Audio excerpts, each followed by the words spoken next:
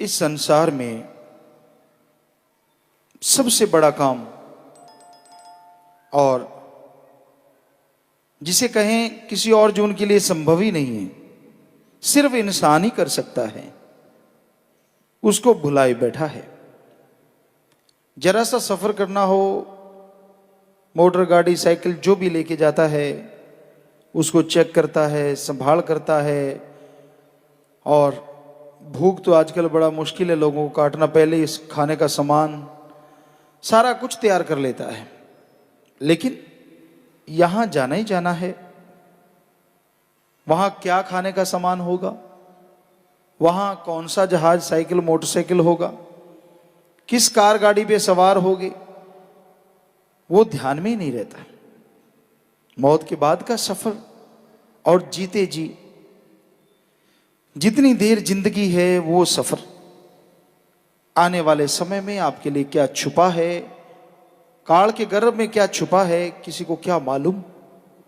लेकिन अगर सुमरन कर लो, भक्ति इबादत सेवा परमार्थ कर लो, चाहे काल के गर्भ में कुछ भी छुपा हो, मालिक पहाड़ जैसे भयानक कर्म को कंकर में बदल डालते हैं।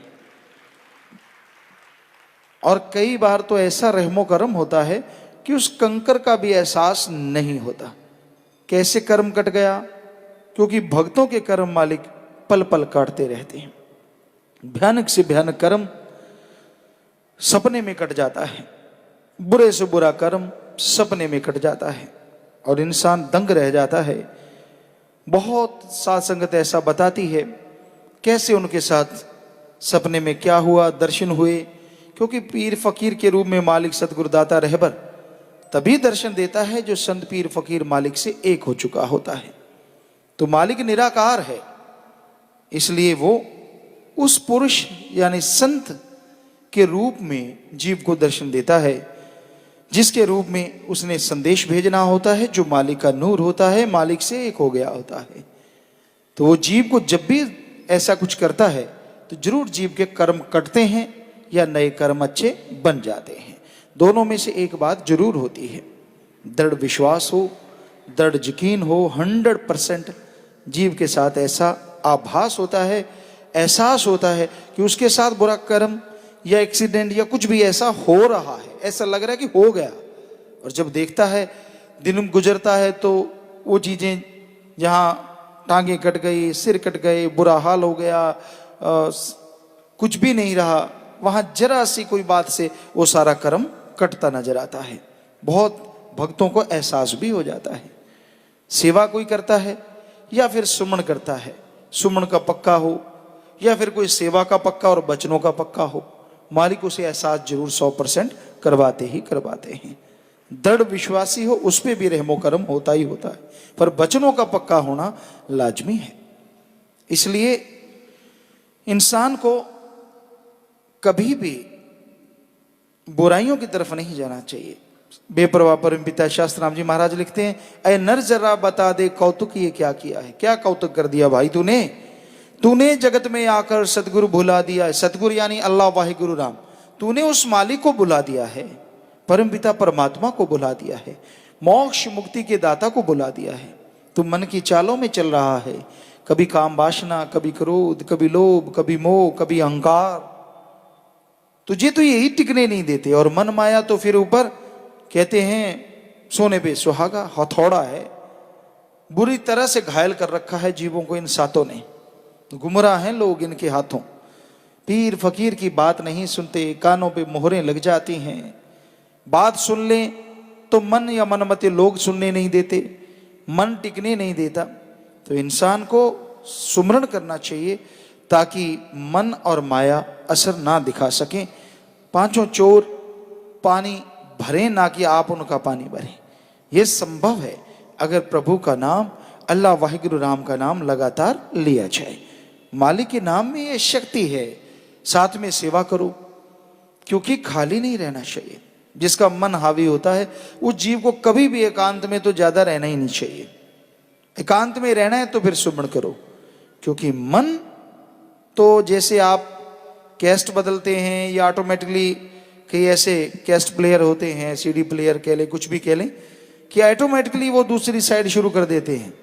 तो उसमें थोड़ा आवाज आती है, कड़क कड़ाक, कुछ थोड़े देर लगती है, लेकिन मन जालिम ऐसा है, ये बदलता ही नहीं रील, इसकी तो चढ़ी रहती है हमेशा, जरूरत ही नहीं पड़ती। इतने घंटों की है, कोई घंटे की होती है, कोई 2 घंटों की होती है, इसकी तो जन्म से लेके शुरू होता मरने तक चलती ही रहती है, जब तक सुमन के द्वारा इसको बाहर नहीं कर देते।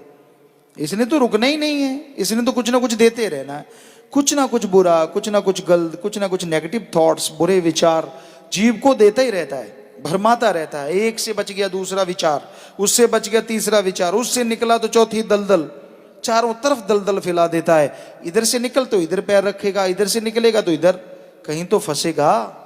हाँ, सुमरण कर ले, भक्ति कर ले, इबादत कर ले, सेवा कर ले, लगातार लगा रहे तो मन भी चुप कर रहता है, उसको भी चुप होना ही पड़ता है, क्योंकि सेवा में शक्ति है, नाम में ताकत है कि मन रुक जाता है। इसलिए भाई, तू किसको अपना समझता है? कौन है तेरा अपना? आया है तू अकेला और जाएगा अकेला। या तो कोई बता दे, तेरे दादा परदादा कोई भी ऐसा जो किसी को साथ लेके गया हो, अपने बेटे, पोता, नाती, या भाई बहन, पति पत्नी, किसी को कोई भी साथ लेके गया हो, दिखा तो सही। फिर क्या मान करता है? किस लिए तड़फता है? क्यों व्याकुल होता है? किस लिए चिल्लाता है? आया है तू अकेला, मां के गर्भ में अकेला था, जुड़वा भी पैदा हो गए, घबराओ नहीं थे, अकेले अकेले कर्म अपने अपने लेके आए। तो आया तू अकेला और जाएगा भी अकेला, कोई साथ जाने वाला नहीं है, साथ जाने वाला एक ही है। ओम हरि अल्लाह वाहिगुरु राम सतगुरु मौला दाता, जो यहां भी साथ, आगे भी साथ और हमेशा साथ रहता है, उसे अपना बना ले। हमारा कहने का मतलब ये नहीं है कि सबसे नफरत करो, सबसे प्यार करो, रिश्ते हैं तो उनके प्रति वफादार रहो, कर्तव्य का निर्वाह करो, लेकिन सबसे बड़ा जो कर्तव्य है प्रभु की भक्ति, प्रभु की भक्ति करके आवागमन से आजादी, यहां जीते जी गम चिंता टेंशन से मोक्ष मुक्ति, उसके लिए सुमरन सेवा से बढ़ के दुनिया में और कोई रिश्ता नहीं है। एक सत्संगी का सबसे बड़ा रिश्ता है सुमरण करे, सेवा करे और अल्लाह वाहिगुरु राम से ही सर्वोत्तम रिश्ता रखे, क्योंकि वही एक ऐसा साथी है जो यहां वहां दोनों जहां में हमेशा साथ रहता है। दूसरे रिश्ते विचार नहीं मिले तो टूट गए, आपस में विचारों का तालमेल नहीं बैठा तो टूट गए, लेने देने को नहीं दिया तो टूट गए, खाने पीने को नहीं दिया तो टूट गए, हाँ में हाँ नहीं मिलाई तो टूट गए। संगी साथी तब तक होते हैं जब तक आप उनकी गर्ज पूरी करते हो।